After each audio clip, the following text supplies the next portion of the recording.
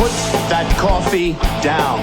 Coffee's for closers only. Well, the good news is I am a closer. I'm the biggest closer there is. Again, this is Tim with Online Big Blue, bringing you the best in New York Giants sports talk and entertainment. I'm never going to put the coffee down. I can't put the coffee down. I don't think I can live without the coffee. And remember, if you're drinking out of a Keurig, all you're drinking is flavored water. All right, everyone. These are my final thoughts before the draft, starting Thursday at 8:30 p.m. Eastern Standard Time. I think they're in Vegas, so I guess that's 6:30 Eastern, or whatever time it is in Vegas. So I think that's 6:30. There's a lot of speculation. There's a lot of scuttlebutt. There's a lot of things going on. I was just reading on the Twitter sphere, which I probably should stay off the Twitter sphere. But now that Elon Musk has taken over Twitter, I'm even more excited because now we're going to see all the fun stuff again. There's reports that Joe Schoen and Brian Daboll have set their draft board, and they're going to present it to ownership today. I don't know why you would need to present it to ownership, considering you are building the team, but that's okay. Then they're going to meet again, as they're talking about on Thursday, discuss Daniel Jones and the decision in reference to picking up the fifth-year option. If they pick up the fifth-year option with Daniel Jones, the entire stratosphere of the universe of the NFL has just gone crazy. And that's why I don't think they're going to, of course, pick that option up. You can't pick up 20-something million on a guy that you have. I find your lack of faith disturbing. There is no lack of faith because he's done nothing outside of a few games that makes you impressive enough to go out and say we need to sign him. There's a great video on Twitter, and I forget who it was. OGR Sports sent it to me. It's about a gentleman who was basically a very popular gentleman. It was on the NFL Network, I believe, basically saying that the Giants have made a mistake with Daniel Jones. They need to move on from that mistake, and they need to admit the mistake now instead of continuously going after the hope that he is a guy. And he pointed out the fact that the highlight that everyone always shows about Daniel Jones when they talk about how impressive he can be was the highlight from his run in the Tampa game 3 years ago. It's time. And then, of course, he also went on the video to discuss that the Giants should select Malik Willis, because if you are looking for someone that is very similar to Josh Allen, who fits the Brian Daboll system, who has all the attributes that Josh Allen has, Malik Willis. Bringing the boom. You know it's Mr. Malik Willis. You know it's bringing the boomstick. You know it's time. But you know what? There's probably a very less chance that they're going to draft Malik. We all understand that. We understand they need to fix the offensive line, but Shane has proven and shown that you could fix the offensive line later in the draft. You don't have to go out there and just spend all your first two picks on guys that I like I said, Charles Cross. I can't see Charles Cross because I can't turn over and switch Andrew Thomas to the right tackle and then have three other new starters on the line. That's a recipe for disaster. Even though it's going to be a disaster no matter what this season. I like Icky. I like Neal. But like I said, if they grabbed Willis and then Neal or Icky at 7, I'd be ecstatic. I think that's a win for the draft. I've said it before. If they go back-to-back defense, if they go Kayvon Thibodeau, and then if they go someone such as Devin Lloyd at 7, I think that's a win, because then you can use the rest of your draft and fix the offensive line. You do not need to use first-round picks always on offensive linemen. They don't necessarily work out. And I'm tired of thinking that people think that if you draft an offensive lineman early in the draft, Eric Flowers, that everything is going to be fine. That they're going to pan out, that they are going to excel. It doesn't mean that. Not even close. So stop. They even could go potentially cornerback. I've said this before. I'm not against Sauce Gardner. I just feel that he's a little bit handsy, a little bit too much Eli Apple / DeAndre Baker-esque for me. I think Stingley has more talent right off the bat, right off the board. If you're going to get rid of Bradbury and potentially trade him after or during or before the draft, you're going to need a CB2 to go alongside of Dory Jackson, because also Dory Jackson has not been known for his durability. So you may need to jump in and get a corner at 5 or 7. And we've said it before. We also have an issue at the wide receiver position. I still believe what my friend told me 2 days ago is correct. And if he is correct, he was saying that the Giants are going to go a different direction at 5 that nobody's talking about. Could that be Garrett Wilson? I don't have a problem with Garrett Wilson. I have a problem with it at 5, but I don't have a problem with it. I'd feel more comfortable with him at 7 or trading back a little bit. It really depends on how this draft falls, because you have the crazy people talking Trayvon Walker. Trayvon Walker is not going number 1 overall to the Jags. It's going to be Aiden Hutchinson. We can all stop that delusion and that craziness.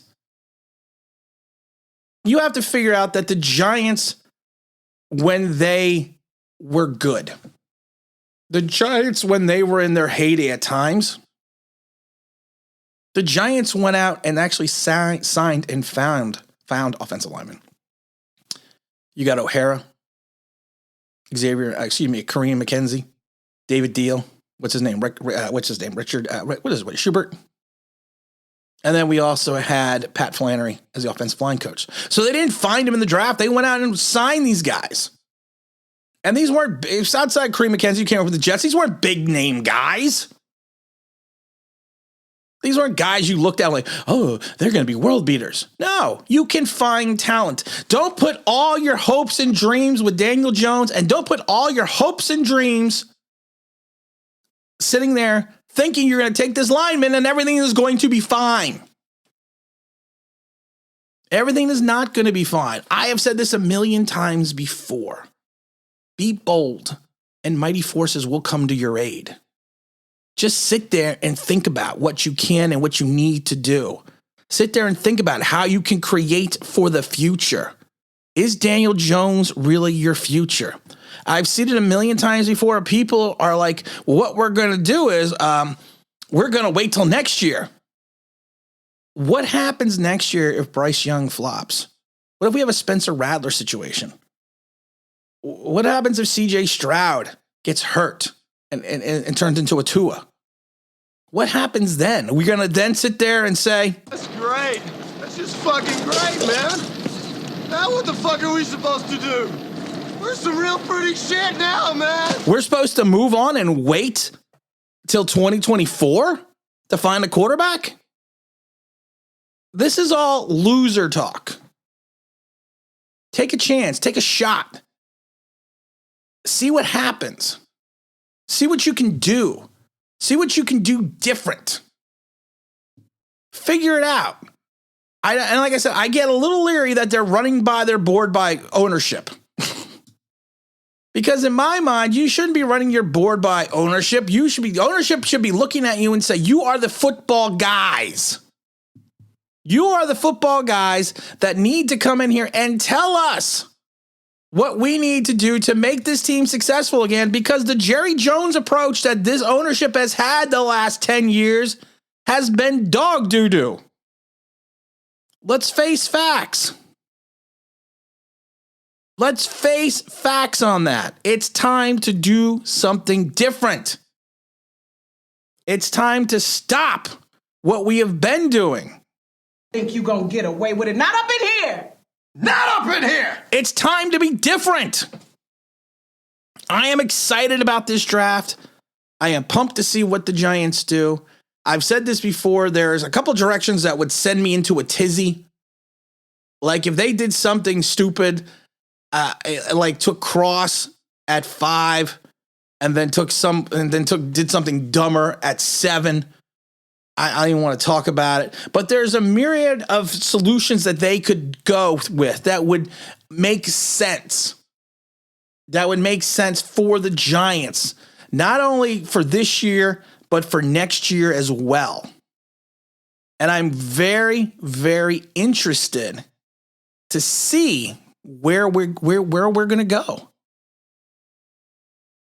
I mean, if you sat there and, like I said, if you took Neal, if Neal was available at 5, let's say you took Neal at 5, and let's say you took even Gardner at 9, I'm not having a problem with that. I'm not terribly upset with that.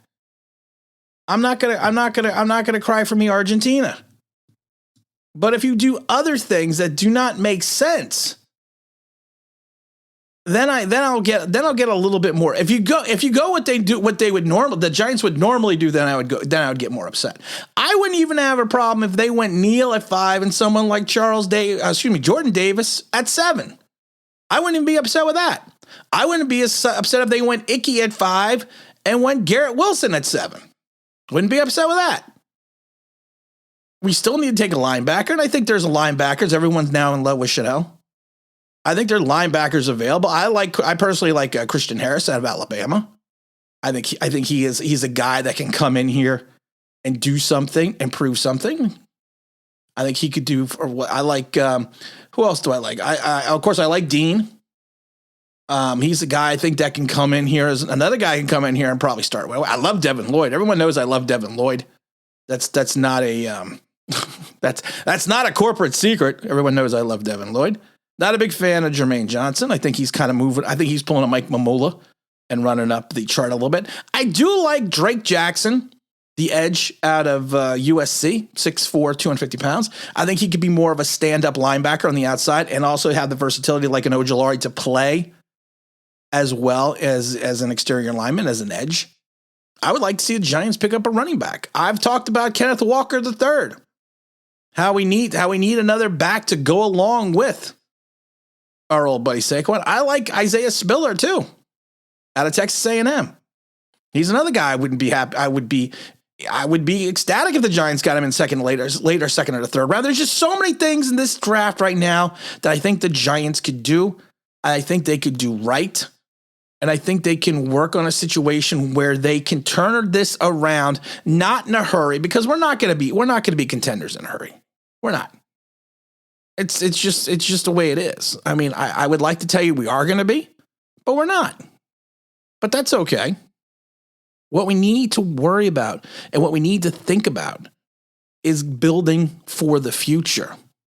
We need to sit there and not look at the past. This is called a neuralizer. It's a gift from some friends from out of town. This red eye here will isolate the electronic impulses in your brains, and more specifically the ones for memory.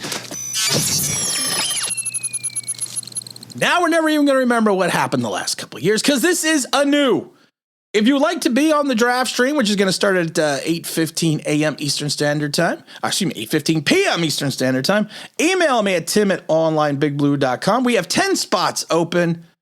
If you want to be online live with us when the Giants select at 5 and 7, I am opening it up to the subscribers because I've said it a million times. I am nothing without the people that subscribe to this channel. And I try to give back as much as humanly possible.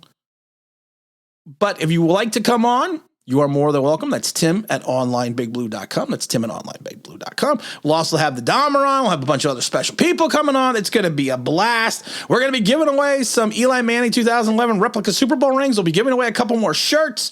We're going to be doing a lot of fun things. So you know what? Tune in. Don't tune out. And we all have to just sit there and hope that we understand what's going on and the Giants understand what's going on, and we move into the right direction, and we start anew in 2022.